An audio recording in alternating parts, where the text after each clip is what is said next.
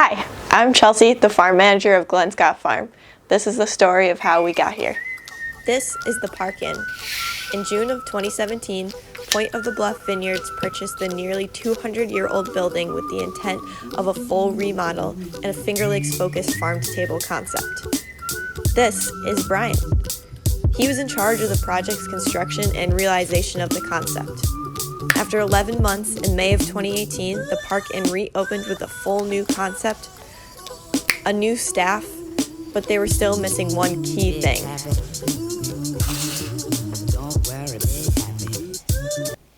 Today on Cooking at Home, I'll be making an open-faced steak sandwich with sauteed mushrooms and spinach. Dan just finished a 12-year stint in the television industry and was looking to get back into a restaurant kitchen. Brian knew Dan through a mutual friend and had been trying to lure him into the project since the original concept was discussed years before. Dan had a few personal projects that he was working on, and timing wasn't right early on. When the call came in September, though, things were different. The future of the project was unclear. Dan was committed to local food and making it sustainable. He wanted to build a restaurant on a farm, and that just wasn't possible in the village of Hammondsport. Well, we have some land. We just need a farmer. And with the idea in place, Dan decided to join the team.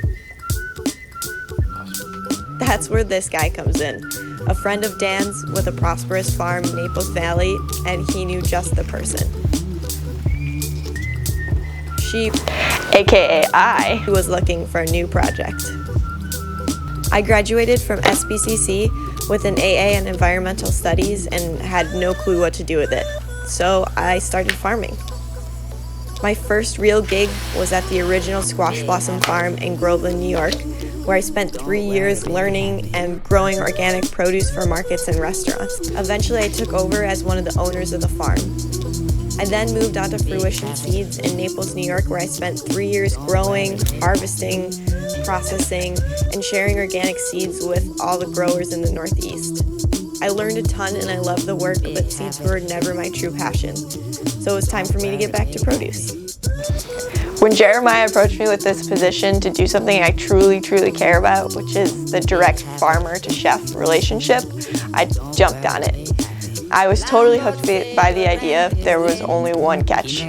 This guy. He needed to be with me, and the powers that be agreed. So it was settled, and in March we would begin. The farm is located on 16 acres on the west side of Keuka Lake. Our property was a small working farm 50 years ago and has laid fallow since. We got the land while looking for our wine production barn, but more on that in another video. With the barn, we got 16 acres of land with beautifully laid out gardens and this view. We had to make some decisions though. Where do we plant our veggies? Where do we put our high tunnel? Where do we plant our orchard? On a cold March day, we got started. Every great farmer knows that one of the keys to prosperous crops is good soil. So that's why we met in early April to dig up some soil. There are many different types of soil.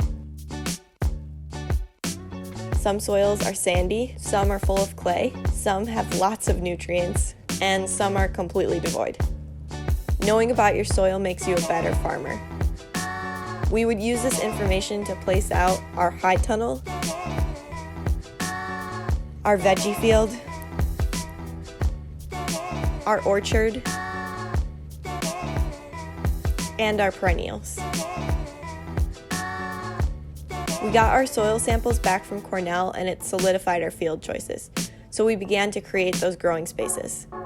First, we increased the size of our raised beds. This is where we would plant for 2019 while we prepped the field for 2020. Then we filled the beds and we transplanted in them and waited. We also planted asparagus and rhubarb in the early spring. And next we planted an orchard with 10 fruit trees, 20 blueberries, and 11 raspberry bushes. And then we started to build a high tunnel.